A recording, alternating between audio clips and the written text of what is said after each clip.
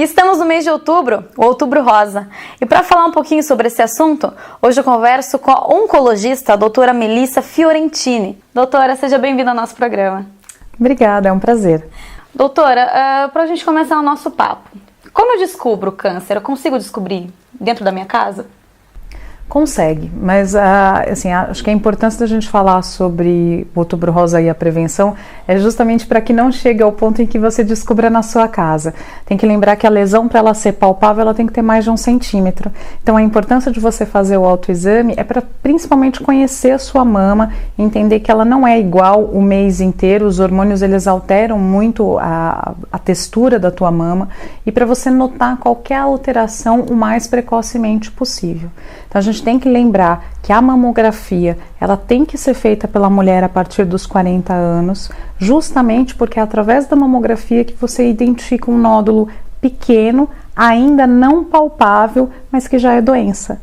E quanto menor for o tamanho desse tumor ao diagnóstico, maior é a chance de cura. Então muitas vezes, se a mulher descobre uma doença no estágio precoce, ela não precisa passar por uma cirurgia radical, ela não precisa retirar a mama inteira, ela não precisa passar pela quimioterapia, que é a parte mais penosa, que causa queda de cabelo, que tem todos aqueles efeitos colaterais que as mulheres temem, porque ela fez um diagnóstico precoce e no início. Mas e se for preciso fazer essa mamografia antes dos 40 anos, não pode, é isso? Pode, só que a gente só antecipa esse tipo de exame quando você tem um histórico familiar. Então naquela mulher que tem uma parente de primeiro grau, que teve um câncer de mama, seja mãe, prima, tia, aí você antecipa esse rastreamento em 10 anos e a mulher começa a fazer a investigação a partir dos 30. É importante que as mulheres saibam que a mamografia é um bom exame para a mama daquela mulher mais velha que já entrou na menopausa. A mama da mulher jovem ela tem muita glândula mamária. E aí o ultrassom ele acaba dando mais informações do que a mamografia nesses casos. Então algumas mulheres falam, mas eu tenho 30 anos, minha mãe teve câncer de mama e o médico não me pediu mamografia, tem alguma coisa errada. Na verdade não, é porque nesse caso a ultrassom acaba sendo melhor, mais específica. E quais são os fatores de risco do câncer?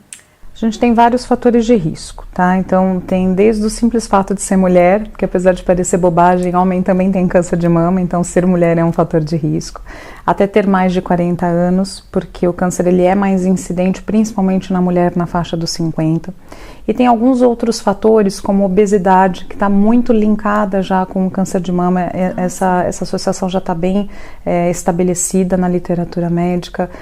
Sedentarismo, uma dieta pobre em fibras, rica em gorduras, principalmente as gorduras saturadas, tudo isso está associado.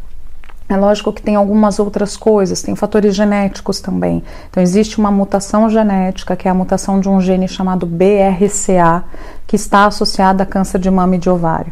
Então a Angelina Jolie é o exemplo máximo desse caso de mutação. Ela fez a cirurgia preventiva de retirada das mamas, mesmo sem ter o diagnóstico de câncer de mama, porque ela tinha mutação genética, ela tinha uma tia com histórico de câncer de mama, a mãe com história de câncer de ovário. Então ela tinha mais de 80% de risco de desenvolver um dos 2 tumores e optou por fazer a cirurgia. Então existe um componente genético sim, mas a gente também precisa ressaltar que de todos os casos de câncer de mama, só 10% tem a mutação genética. Então os outros 90% são aleatórios. Né? Tem coisas que a gente não tem como mudar. Nascer mulher a gente vai nascer, menarca, que é a primeira menstruação muito cedo, e a menopausa muito tardia também são fatores de risco, mas isso a gente também não tem poder de controle. Agora tabagismo, sedentarismo, obesidade são coisas que estão no nosso poder combater, né? Então por que não se cuidar, né? E o tratamento, como pode ser feito? Bom, o tratamento ele sempre vai incluir cirurgia. Tá? Então muitas vezes a paciente chega e conversa, mas se eu fizer a quimioterapia eu escapo da cirurgia, porque ela tem muito medo da mutilação que a cirurgia pode causar. Então é preciso que elas saibam que a cirurgia ela é fundamental, não existe tratamento que substitua a cirurgia para a cura do câncer de mama. Mas essa cirurgia ela não precisa ser necessariamente uma cirurgia radical, mutilante, com a retirada total da mama. Se a gente descobrir a doença no princípio, o cirurgião consegue tirar somente um quadrante ou então um setor, que é como se fosse uma fatia da mama onde tem a doença. Também é importante a gente lembrar que a quimioterapia ela não é obrigatória. Tem alguns casos em que você não precisa fazer o tratamento de quimioterapia. Mas, se a doença for uma doença mais volumosa, se já tiver algum linfonodo, que são aquelas ínguas que podem crescer embaixo do braço, na axila, se houver alguma delas comprometida pela doença, aí a quimioterapia e a radioterapia elas devem sim ser consideradas. Algumas mulheres que têm um tumor que é sensível ao hormônio feminino, ao estrogênio e à progesterona, elas muitas vezes têm que tomar um comprimido, que é um bloqueador hormonal, que pode ser usado de 5 a 10 anos depois do tratamento. Mas a gente tem que deixar sempre a ênfase do diagnóstico precoce, justamente para escapar dessa parte mais penosa que é a quimioterapia. E lembrar que a reconstrução da mama é algo que é coberto por todos os planos de saúde e também pelo SUS. É um direito da mulher que sofreu uma mastectomia e lógico, se for do desejo dela reconstruir, ela tem esse direito e deve procurar um cirurgião plástico. Muito bacana essa informação. Doutora, uma última dúvida. Por exemplo, o câncer ele pode voltar depois que você faz a cirurgia, os tratamentos devidos, etc.? Andressa, esse é o lado ruim, né? O que separa, na verdade, um tumor maligno de um tumor benigno é que o maligno ele tem a capacidade, primeiro, de se espalhar para outros órgãos, que são as metástases, as tão temidas metástases, mas ele também tem a capacidade de voltar. É por isso que o acompanhamento depois do tratamento ele é fundamental.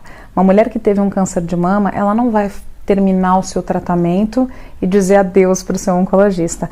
Ela vai ficar passando consulta de tempos em tempos. É lógico que a frequência das consultas ela vai aumentando, ela vai diminuindo no decorrer do tempo, mas pelo menos 5 anos de acompanhamento rigoroso, justamente porque existe sim esse risco da doença voltar. Mas o risco de recidiva, ou seja, o risco da doença voltar, ele é proporcional ao estágio em que você descobre a doença. Então, quanto mais precoce o estágio inicial do teu tumor, quando você descobre, menor o risco de você voltar a encarar a doença no futuro. Doutora, agora com um poder de médica, né, de doutora, passa uma mensagem para a mulherada que está assistindo a gente em casa, como forma de prevenção mesmo. Com prazer. É importante vocês lembrarem que câncer não é um bicho de 7 cabeças, tem cura, basta você diagnosticar no começo. Então é por isso que toda mulher com mais de 40 anos tem que fazer a sua mamografia e passar na consulta ginecológica pelo menos uma vez ao ano. Nós temos que nos cuidar, mulheres, então não se esqueçam de cuidar da sua saúde. Doutora, muito obrigada pela sua conversa, esse bate-papo descontraído, que esclareceu sem dúvida muitas mulheres, né? Volte sempre ao nosso programa. Foi um prazer, eu volto sim.